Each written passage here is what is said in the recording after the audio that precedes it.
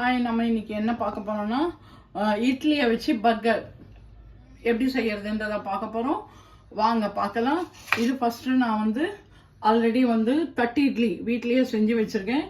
நீங்க அந்த மாதிரி சாதாரண இட்லியோ இல்லை ஒரு கப்பில் ஒரு இட்லியோ நீங்க அந்த மாதிரி செஞ்சு எடுத்துக்கோங்க. ஃபர்ஸ்ட் இதுதான் பேஸு. அதுக்கப்புறம் துருவின கேரட், பட்டர் இது பண்ணுறதுக்கு. நெக்ஸ்ட் வந்து கேப்சிகம், தக்காளி, வெங்காயம் ரவுண்டாக நறுக்கி வச்சுருக்கேன். நெக்ஸ்ட் ஓமப்பொடி, ஃபைனாக இருக்கிற ஓமப்பொடி. நெக்ஸ்ட் வந்து சீஸ், அமுல் சீஸ் வச்சுருக்கேன். பீனட் பட்டர் வச்சுருக்கேன். ஓகேவா? வாங்க இதை எப்படி பண்ணலான்னு பார்க்கலாம். ஃபர்ஸ்ட் இந்த இட்லியை வந்து இப்போ இந்த சைஸில் இருக்கு இல்லையா, ஹைட்டாக இருக்குது தட்டு இட்லி. இதை வந்து நம்ம பாதியாக இப்படி கட் பண்ணி எடுத்துக்க போகிறோம்.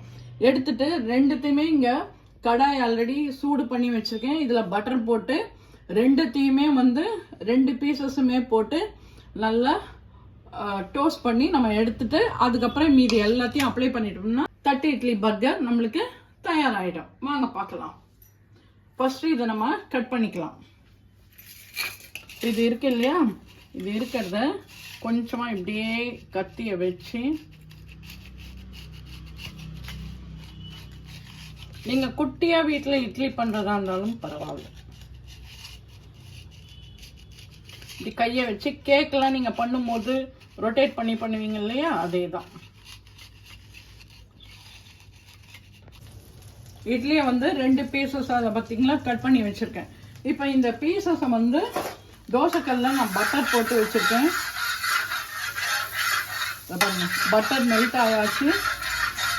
இந்த இதில் தான் இப்போ இந்த 2 பீஸையும் நம்ம வந்து டோஸ்ட் பண்ணி எடுக்க போகிறோம்.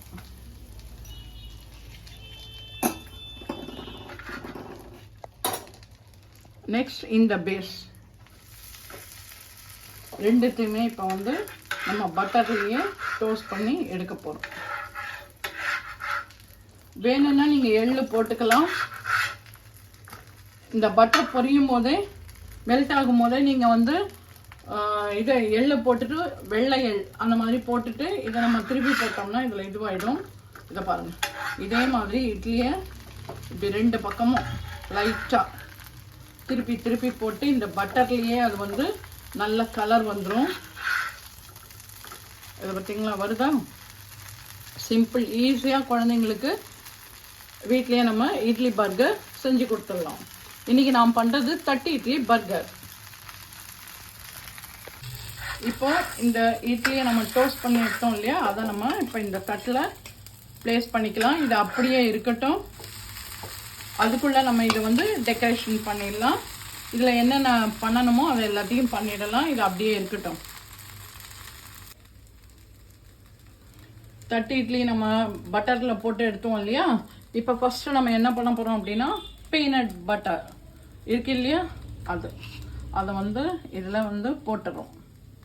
ரொம்ப நல்லாயிருக்கும். குழந்தைங்களுக்கு எல்லாமே இது பிடிக்க வேண்டியது தானே, பிடிச்சது. அதால் இது வந்து ஃபஸ்ட்டு நம்ம இதில் வந்து போட்டுக்கிறோம். சூடாக இருக்கிறதால அப்படி இருக்கு. அவ்வளோதான். இப்படியே போட்டு கத்தியை வச்சு நம்ம ஸ்ப்ரெட் பண்ண வேண்டியது தான். பீனட் பட்டர் போட்டாச்சு. நெக்ஸ்ட்டு இதுக்கு நடுவில் நம்ம என்ன பண்ண போகிறோம்னா துருவின கேரட் இருக்கு இல்லையா, கேரட்டை அப்படியே கொஞ்சம் இப்படி போட்டுட்டு கொஞ்சமாக ஃபஸ்ட்டு ஒரு லேயர் போட்டுட்டு இதில் வந்து தக்காளி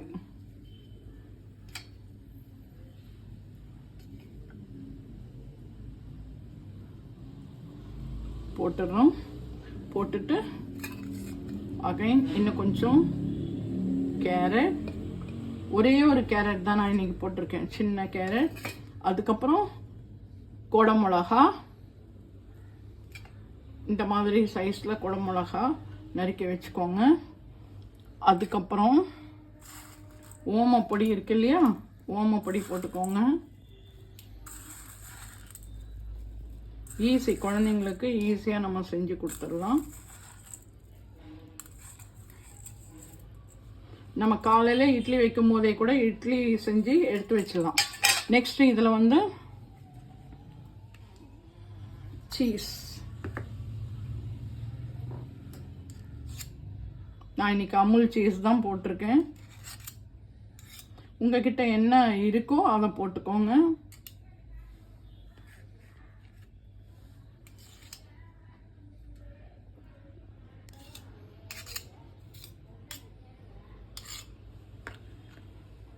அதுக்கப்புறம் ஆனியன் இருக்கு இல்லையா, ஆனியன். ஏன்னா இந்த சீஸ் வந்து மெல்ட் ஆகும், அதால தான் நான் வந்து சென்டரில் போட்டிருக்கேன். என்னடா இது இவ்வளோ போட்டு வச்சுருக்காங்களே சென்டரில் நினச்சிக்காதீங்க, அது மெல்ட் ஆகி வரும்போது நல்லாயிருக்கும்.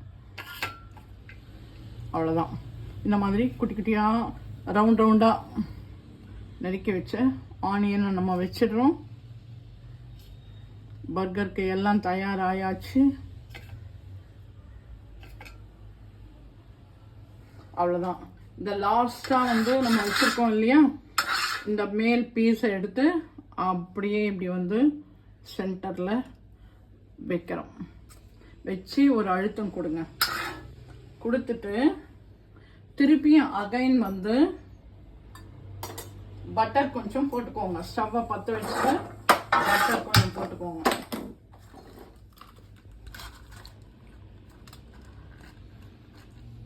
கொஞ்சமா.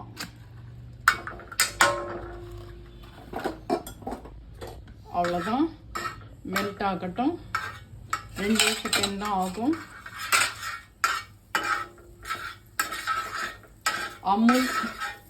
Amul cheese, butter, peanut butter எல்லாம் போட்டு செம்ம டேஸ்டாக இருக்க போகுது இந்த பர்கர்.